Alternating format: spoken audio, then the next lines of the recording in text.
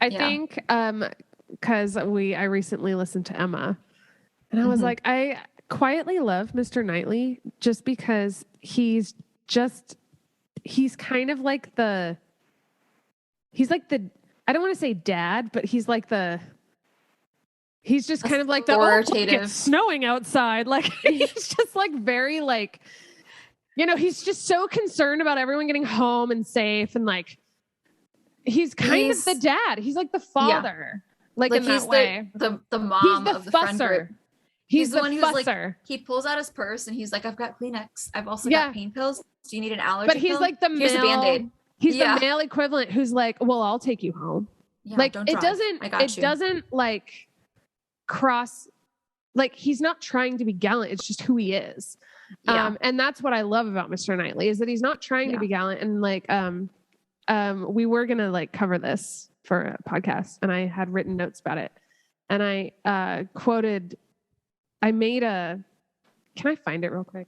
Yeah, no, go for it. I was just going to say, I love Mr. Knightley because in Clueless, it's Paul Rudd.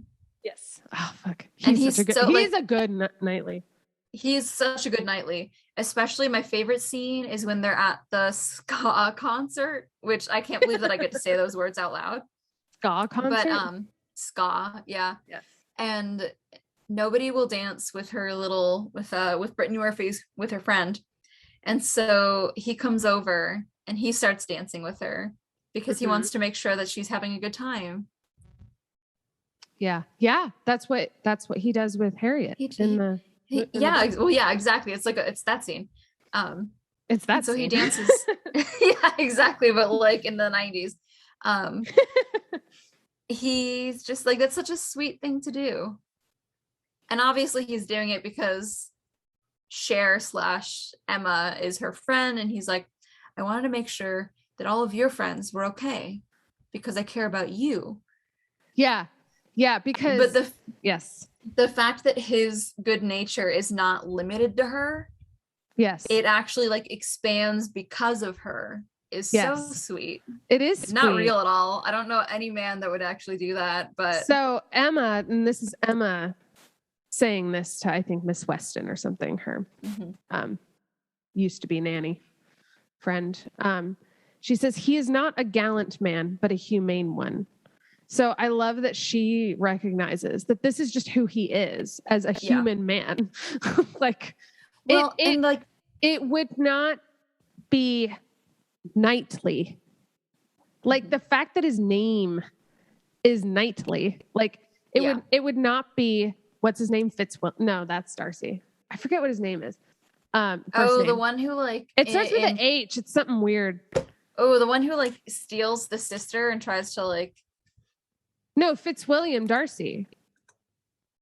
Fitzwilliam's. Are you looking for his first name? Mr. Knightley's first name. Anyways, like he would not be who he was. Mm-hmm. He would not be a human person because of the base of who he is. George Knightley. George. That's lame. His, not lame. Why they just call you know what I mean? It's like, it's anticlimactic. It's not a Heathcliff or a Fitzwilliam. Like, yes. No, yeah. And, his brother's name is John or something, but no, yeah. So I just loved that. I just like really like held on to that because it was when he, Emma and Mrs. Weston or Miss Weston or whatever her new name is, was talking about him picking up Harriet and them and like in the carriage or whatever, because it was snowing or like, inclement weather. And he's just like a fusser. Like he's just always like he's constantly checking on like the snow. Oh, we should get going, you know? And it's funny because that's also who her dad is.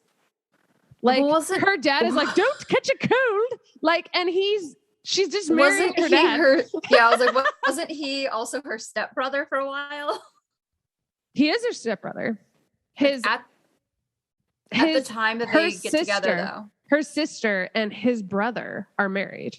Okay, so they're in-laws in the original. Okay. Not step. No, yeah. Yeah, in Emma, they made it where like his mom and her dad had been married like 10 years prior. Yeah, that's a good modern take on it because it like is actually 100%. Because like in-laws get a little iffy. Yeah, unless that's weird. But in that time it wasn't, because they were like, ooh, money. Yeah. Like, they were like, it's you not also a cousin. have money. Yeah. It's not a cousin. But I do like the way that she differentiates between gallant and humane, because gallant implies that you're doing it because of like societal it's like expectations. Yeah, exactly. Yeah. Where it's like, well, I'm supposed to, so this is what I'm doing. Whereas like the implication that he's doing it just because it's of his nature, is far different, and goes back again to this Byronic hero versus like the hero, where the hero is victim to those things. The hero is subject to them. Yes. The Byronic hero may do the same things, but he does them for a different reason. Yes. He does them because that's just who he is. Yeah. At his core, is because he knows it's the nice thing to do. Yeah. And I love that Emma makes that distinction. Yes. And she in herself is not a very gallant. No, she's not. She's always humane person. She's and the fact that very unlikable person. Yes. And the fact that she recognizes that in him is very like hopeful. It is. Because that's one of the things, especially like in Clueless, but also in Emma, where you get this sense that she's changing for the better. Yes. So in Emma, you get like this whole kind of almost montage where in Clueless, you get this whole almost montage where she's helping out with the tsunami relief. She's helping out get her friend and the stoner skater back together because she fucked that one up. I think it's Harriet and then the kind of the farmer guy in Emma. Yeah. She starts getting rid of some of her own things because she's like, I don't need them. Other people need them. And all of this is to make sure that she's worthy of him when they finally get together. She wants to be somebody that he would want, even though he already likes her. Interesting. I feel like in even the Emma movie and the book, she doesn't do it for anyone. She just is doing it. So the thing is, it kind of, I can't remember what order this happens in because I haven't watched it in a couple of months. I watch this too often. Is that she finds out that she's actually quite dissatisfied with her life, and she realizes, she says something to him, or she asks him something, and he kind of implies that she's really selfish. Okay, so maybe, and so he definitely like we can't pick up on those we can't pick up on the 19th century montage. No. Maybe it was, maybe it instigated, and I just didn't catch it, but. I think in the book / movie, like the Anya Taylor-Joy version, what I remember is like kind of a series of apologies that she does, which I think when you're gonna do it in like a 20th century version, we need more than just an apology. Like we need action. But then she's like having this kind of like distraught, oh no, it was this that came first. So he's told her that she's selfish. She storms off. She goes to do retail therapy, and she's like storming off. And in front of like a fountain that's about to erupt, she's like, oh my God, I love Josh, who's Paul Rudd. And then like the fountain goes up like a light bulb. Right. And then she's like, I didn't know how to act around him. And so she's like wearing like a cardigan and like pants, and she's trying not to fuss with her hair. And she's like, no, I love news about the war in the Middle East. This is great. Because she's trying to emulate him. And then after a while, she like loses the awkwardness, and she's like, I'm going to help out this charity, and I'm going to help out my teachers get together, and I'm going to help out these friends get back together because I shouldn't have split them up. They actually really enjoy each other. So that happens a bit earlier. Yeah. So like she reflects on some of those things that she's been doing, and she's like, I did all those things for me. Now I need to make sure to correct them. Yeah. And then she's helping out her dad in the kiss. Not her dad and her. Paul Rudd. The wording, the subject on those that. Yeah. Yep. I mean, on the subject of Emma, if we're gonna since I read it for the podcast and we never did talk about it. So no, it's okay. I can finally get it out of my system. But yeah, no, do it. What I love and the movie, what I mean by the movie is the 1996 version with Gwyneth Paltrow and Jeremy Notham. Yes.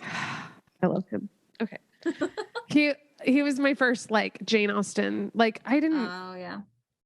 You know, because for me, Pride and Prejudice didn't come out until I was 10. You know. Oh yeah. I was like 11. So 1996 was like the perfect time to like get your like, you know, Jane Austen crush on. Mm-hmm. And for me, it was Jeremy Notham as Mr. Knightley. But I love that he doesn't, like when he insults Miss Bates, she insults Miss Bates at the picnic publicly. And she has power, social power, because she has a higher standing than Miss Bates. She's like the highest standing woman in the county, isn't she? Yes. And so I love Jane Austen's use of the word condescension, which I remember in a literature class, we were reading Pride and Prejudice and she used the word condescension and like people weren't understanding what it meant. And like, that's what it means when you have power over someone and you use it in a distasteful way in conversation or whatever. I love that he doesn't chastise her, but he scolds her afterwards. Yeah. Fucking love it. Yep. And it's just like, you know, that's ultimate daddy energy. Yeah, that's like the thing that happens, like the parallel in Clueless is his chastising of her. And I remember what it was now. So she's like frustrated because Your of version. something or other. Yeah. In my version. She's frustrated because of something, and basically because all of her things that she's done over the last few months to make her own life better have suddenly turned against her. Yeah. Because you can't just go around manipulating people's lives. But the maid is saying something, but the maid is speaking her native language, and I can't remember, because she says something along the lines of like, well, I can't understand her, Josh. Why doesn't she just like speak English? And he's like, she's like, because she's from Mexico, blah, blah, blah. He's like, she's not even from Mexico. And then just like in a side comment, basically, he's like, you only think about yourself in these situations. Yeah. Like she's speaking her own language. Why don't you learn hers? And so then it's after that she goes on her like retail therapy. Like, why do I feel like shit? Yeah. Because the guy she likes has just expressed disdain towards her, and she doesn't know how to handle it. Well, I love, so in the book and in Emma, it's like they're pretty much very, very close, known each other their whole life. Mm-hmm. And they have this kind of familial, like almost quality, where he has